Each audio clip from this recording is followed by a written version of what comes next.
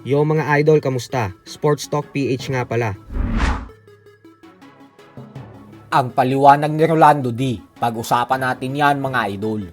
Ngunit bago ang lahat ay huwag kakalimutang mag-subscribe at i-click ang notification bell button for more sports talk. So kung atin nga pong matatandaan ay noong buwan ng Nobyembre lamang ay sinabi ng BKB Super Welterweight World Champion na si Rolando D na base umano sa kanyang opinyon ay hindi bagay sa boxing ang anak ng ating pambansang kamao Manny Pacquiao na si Eman Bacosa. Paliwanag nito na hindi daw kasi kailangan ni Bacosa masaktan at maghirap dyan. Kaya mas makakabuti umano kung mag-showbiz na lang ito gawa ng hindi naman daw ito doon maaabuso ng mga binabae. Nang dahil si Pacquiao umano ang tatay nito. At ngayon nga po ay muling nabuhay ang sinabing ito ni Rolando D. Kung saan halo-halo ang mga naging opinyon ng mga fans. May mga sumang-ayon at may mga bumatikos. Kaya naman dahil dyan ay kanina lamang ay nagbigay ng paliwanag si Rolando D kung bakit sa palagay niya ay hindi pang-boxing si Bacosa. Ayon kay Rolando ay hindi niya naman daw sinasabi na walang kwentang boksingero si Bacosa. Posible nga daw na maging above average ito bilang isang fighter. Pero sa tingin nyo daw ba ang isang batang anak ng bilyonaryo at nakukuha ang atensyon ng lahat ng kababaihan sa napakabatang edad ay magiging isang world champion? Kasi makakaharap umano nito ang mga Cuban fighters na naka-experience ng communism, mga Meksikanong piniling magboxing kaysa maging miyembro ng sindikato, at mga Amerikanong nanggaling sa ghetto. May rason umano kung bakit tinatawag na pangmahirap lang ang sport ng boxing. Napakahirap daw kasi talagang magtagumpay sa boxing kung may komportable kang buhay.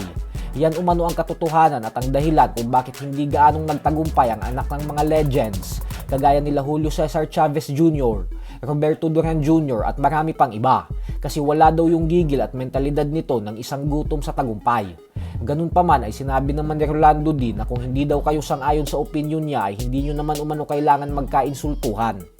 Sa kabilang banda naman mga idol ay trending naman nga po ngayon ang video na in-upload ni Merman Dominon Flores kung saan kitang-kita na napatitig talaga ng husto si Manny Pacquiao habang pinapanood ang laban niya kontra kay Antonio Margarito mahigit 16 na taon na ang nakakalipas.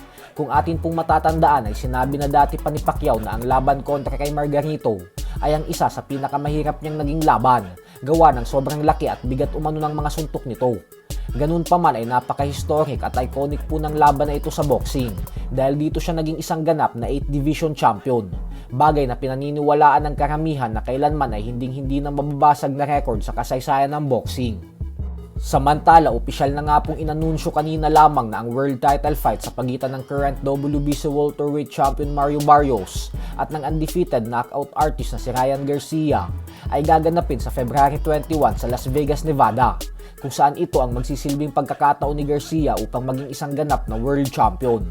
Bagamat exciting sa karamihang fight fans ang laban na ito, ay may mga bumabatikos pa din at sinasabing paano daw ba nagkaroon ng world title fight si Garcia kahit nanggagaling pa lang umano ito sa pagkatalo sa huling laban niya kontra kay Rolando Romero.